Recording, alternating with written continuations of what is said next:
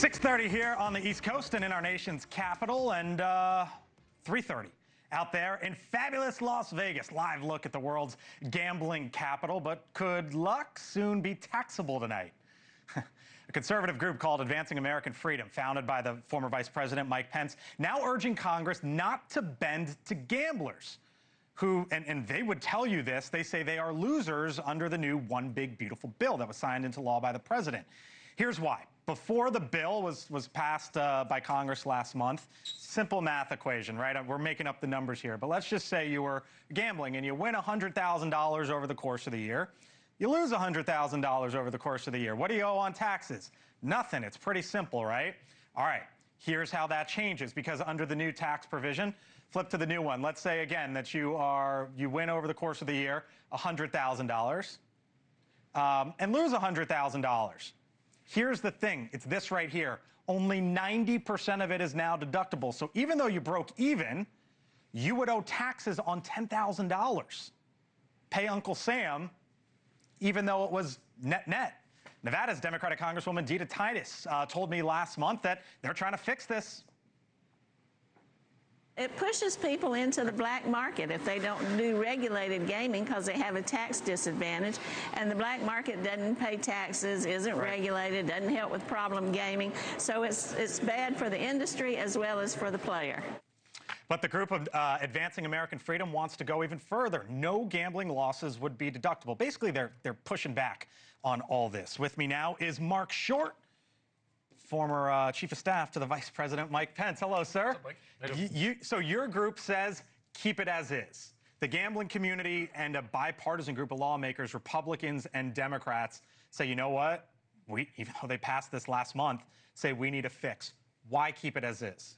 Well, let's step back for a second. I think when we passed, actually, in 2017, one of the hallmarks of that bill was actually simplifying the tax code and reducing the number of deductions. I think that's healthier for Americans as opposed to Congress tipping the scales in favor of one industry over another with all sorts of deductions. I bet most Americans don't realize that prior to now you had 100% deduction on gambling losses and probably be surprised by that. But doesn't that make sense, I think, to most people from a, like, in a way, it's their business, right? It's no different than if a baker has a store and you add up all the goods, the labor, the this and the that, and if it's 100K revenue and 100K in cost. Sure, it's different. Sure, it's different. How so? Because what about your stock portfolio, Blake? I'm sure you make a lot of winnings in your stock portfolio. I wish I had more. But let's say you had losses. Okay. You know what you're capped at? Minus $3,000. $3,000. Yep. That's right. Okay. So that's a cap on actually investing in growing companies, creating many more jobs, and yet we're allowing 100% deduction on your gambling losses. But my stock portfolio is not a business, though. I have my own FanDuel account. I'm not arguing this from a paternalistic standpoint. Right. I'm arguing this from an economic standpoint. This is not what we should be doing with the tax code. It's basically creating winners and losers within it. And so like, if we're going to say that you can have a $3,000 cap when you're investing in the stock market on the amount of losses you can take, but you can have 100% on your gambling losses, it seems like that's a little bit out of whack to me. But for these folks, it's their business, though, and I guess that's the difference there, potentially, no? I mean, look, there's probably, as I said, I'm not doing this from a paternalistic standpoint. I have lots of my own vices, but I don't get to deduct how much beer I drink. And so, look, I think at the end of the day, the way this should be is we should be simplifying the code. And I think to see the amount of outrage from going 100% to 90% deduction. As you just said, if you had $100,000 wins and $100,000 losses, you're basically still allowed to deduct 90,000 losses. You're paying a tax on the delta, which is only $10,000. So you're paying basically 24% on that. Covers.com says MGM and Caesars could see a net gain combined of $300 million as a result of the One Big Beautiful Bill. In a way, is this bill good for the casinos while harming the participants? Well, I think that the bill is good for business in general because it extended the tax basically brackets for all Americans. So I think the bill is overall good. But to think that you're going to come back and unwind something that just passed a few weeks ago, this isn't a mistake. It's not like, oh, nobody saw this. It was in there. It wasn't like hidden and pulled it and thrown in at the last second. Of course it was in there because I think they needed the numbers to add up. So they put this in to try, and now they want to say, oh, who did that? So we're going to go back and try to fix it when they knew exactly what they did when they put it in for the tax advantage. Hang around. See you later in the show. Want to bring in here the other side. With me now is Doug Polk. He is a high-stakes poker player, considered one of the best heads-up, no-limit hold'em players in the world. Also the owner of Lodge Card Club and Upswing Poker, an online poker training site. Doug, thanks for being with us here on the Hill. You just heard Marc. Marc is a student of politics and knows this town inside and out. That's the argument from some. What say you? Yeah, so Marc's point might make sense if you could carry forward losses in gambling like you can with stocks, but his point actually doesn't make any sense whatsoever, because there's also an issue with gambling in our tax code where you're not allowed to carry forward losing years. So you might have a $3,000 cap on the amount of losses you can write off in a given year for your stocks, but you can carry that forward to the next year for your next year's taxes. Not the case with gambling. Everything is year to year. There are no deductions moving forward. Putting that to the side anyway, because I think we should hone in on the issue at hand.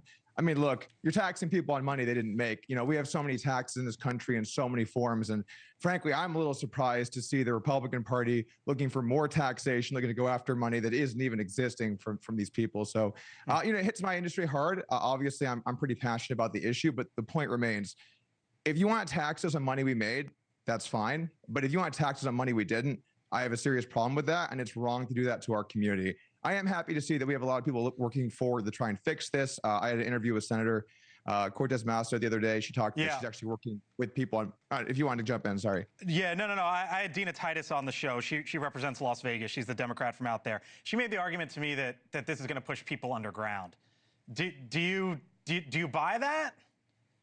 I mean, it's a fair argument just to kind of zoom out, right? So most people that gamble, at least at some serious sort of level, if you're a winning gambler, your margins are small. You know, you might gamble, let's just say $1 million a year, and you might make $1 million, or 1.1 million or 1.05 million. So you might be making 50K, 100K, 150K. This law essentially makes you, irrelevant. You no longer can actually even exist in your career path. Las Vegas has many professional gamblers in the city, but you say it makes it irrelevant. That would and no career path. That would suggest that the industry's done. But I can't imagine you would go there, or are you?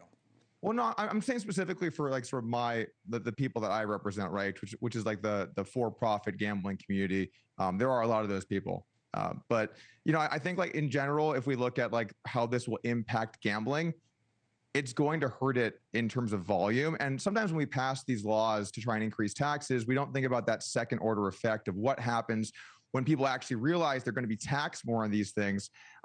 They play less, they gamble less, they do less, they have less financial activities. So it seems like the kind of thing that got thrown onto this bill. And look, I'm not taking either side. I'm not Democrat, not Republican when it comes to this. I'm just a one-issue guy. It seems like, oh, we can tap into some money here, and these guys can't protect themselves. And it's wrong. It's fundamentally wrong what happened. If this doesn't, it's important that we rally against it. If it doesn't get fixed, and I'll leave you with this, because who knows? Just because something's bipartisan in this town doesn't mean it gets done. If it doesn't get fixed, what does it mean for Vegas? Well, it's going to have a drastic impact, not just for Vegas, but for many cities around the country.